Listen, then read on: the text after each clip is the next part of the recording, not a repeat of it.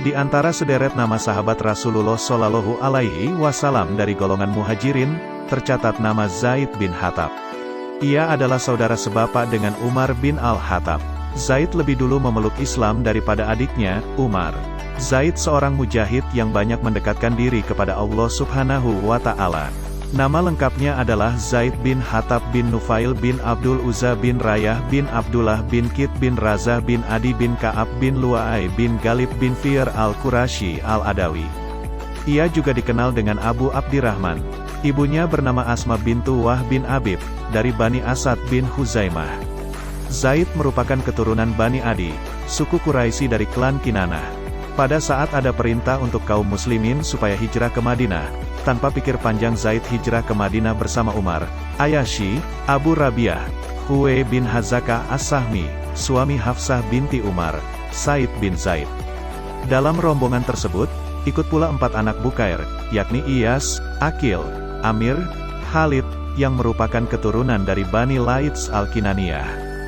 Ketika sampai di Madinah, Zaid bertemu dengan Rifa'ah bin Abdul Munzir di Kuba, dan kemudian Rasulullah Shallallahu Alaihi Wasallam mempersaudarakan antara Zaid dan Ma'an bin Adi al-Ajlani al-Ansari.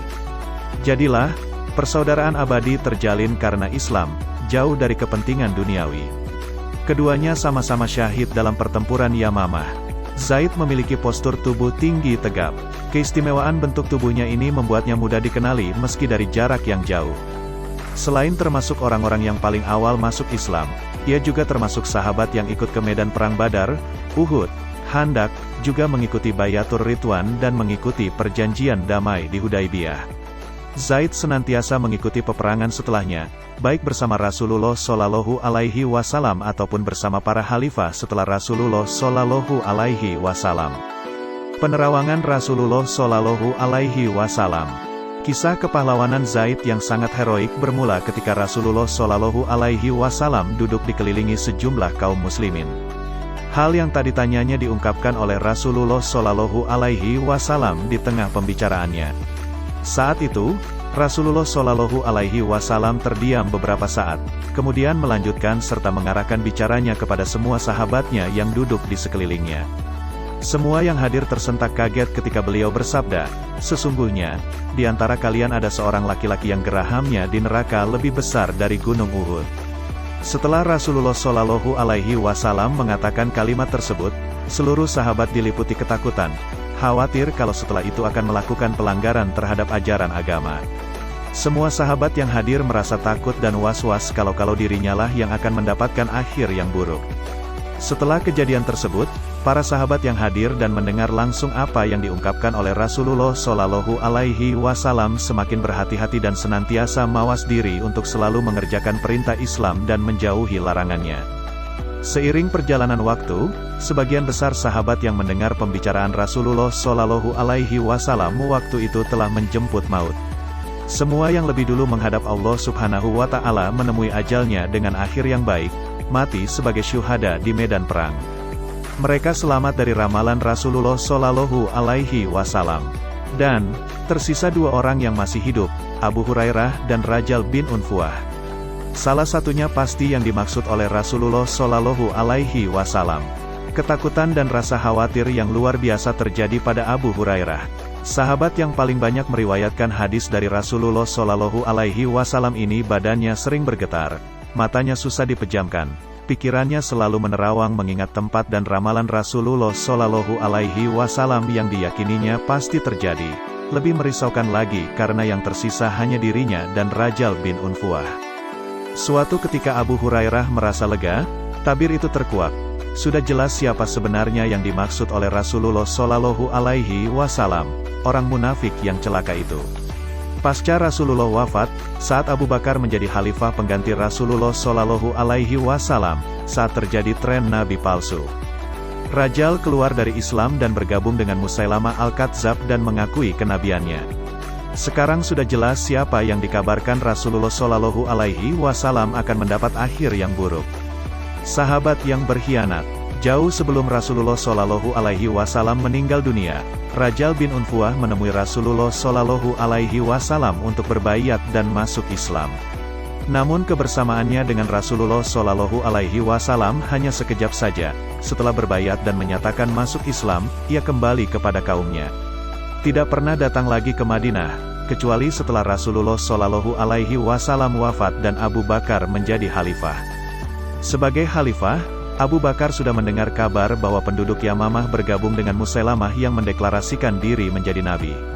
Rajal yang saat itu masih di Madinah menawarkan diri kepada Abu Bakar supaya diutus untuk menyadarkan mereka dan kembali kepada Islam, dan Musailamah adalah nabi palsu karena tidak ada nabi dan rasul setelah Rasulullah Shallallahu Alaihi Wasallam. Usul itu diterima oleh khalifah.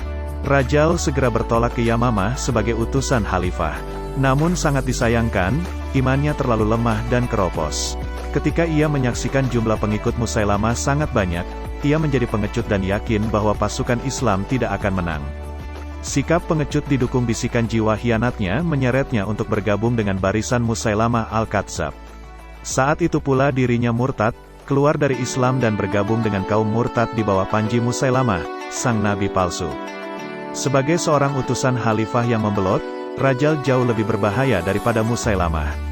Atas nama khalifah, ia melakukan brainwash atau cuci otak dengan menyebarkan ke banyak orang bahwa ia pernah mendengar Rasulullah Shallallahu Alaihi Wasallam bersabda, Nabi menjadikan Musailamah bin Habib sebagai rekan.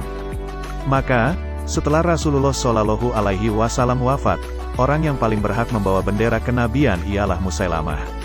Rajal mengobarkan semangat jihad dengan janji surga, sehingga mampu merekrut banyak orang yang berani untuk mengorbankan nyawanya melawan pasukan Islam.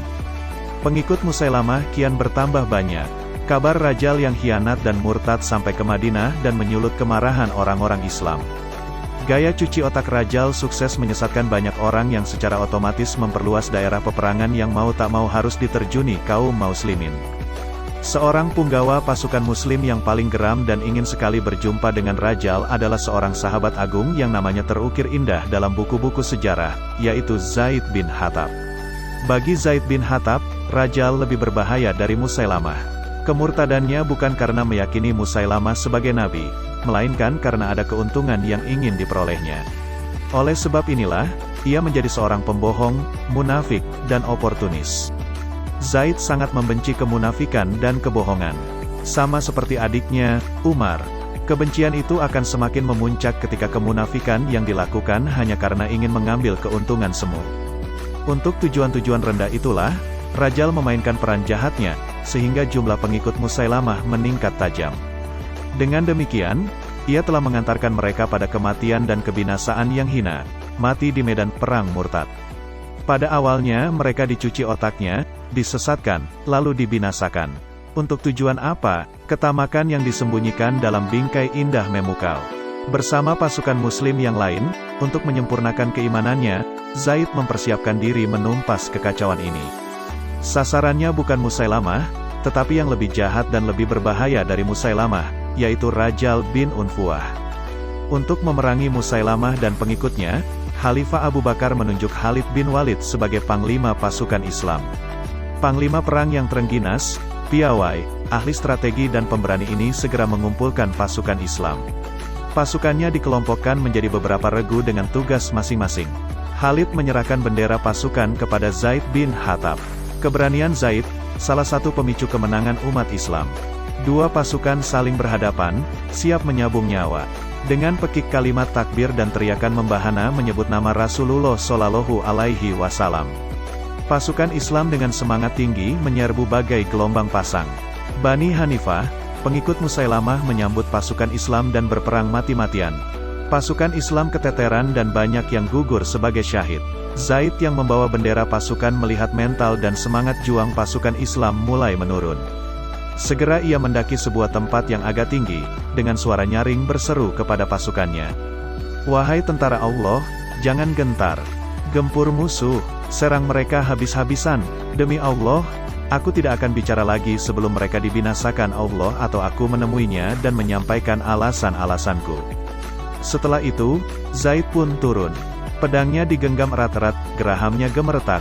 Kedua bibirnya terkatup tidak menggerakkan lidahnya untuk mengucapkan satu kata pun. Ia berniat memburu Rajal, karena menurutnya, kunci peperangan ini ada pada sosok orang munafik tersebut. Dengan membawa beberapa tentara Islam, bagai lesatan anak panah, ia menerobos barisan musuh, mencari Rajal. Hingga akhirnya, ia melihatnya. Sayangnya, kecamuk perang yang melibatkan ribuan tentara, membuatnya mengalami kesulitan untuk mendekati Rajal yang berada di tengah-tengah tentaranya tersebut. Rajal sendiri justru berlindung di balik tentara Musailamah yang sedang bertarung melawan pasukan Islam. Setiap kali Zaid berusaha mendekatinya, sebanyak itu pula ia kehilangan Rajal ditelan oleh lautan manusia. Namun Zaid bukanlah tipe seorang tentara yang mudah menyerah. Dengan keahilan olah senjata yang dimilikinya, ia terus merangsek membelah kepungan musuh. Pasukan musuh yang berani mendekati dan menghalanginya terkapar menemui kematiannya yang sia-sia. Pada akhirnya, Zaid berhasil mendekati Rajal. Pertarungan 1 lawan 1 terjadi antara Zaid dan Rajal. Namun Zaid bukan tandingannya, baru beberapa saat perang tanding itu berlangsung, Zaid berhasil mematahkan perlawanan Rajal.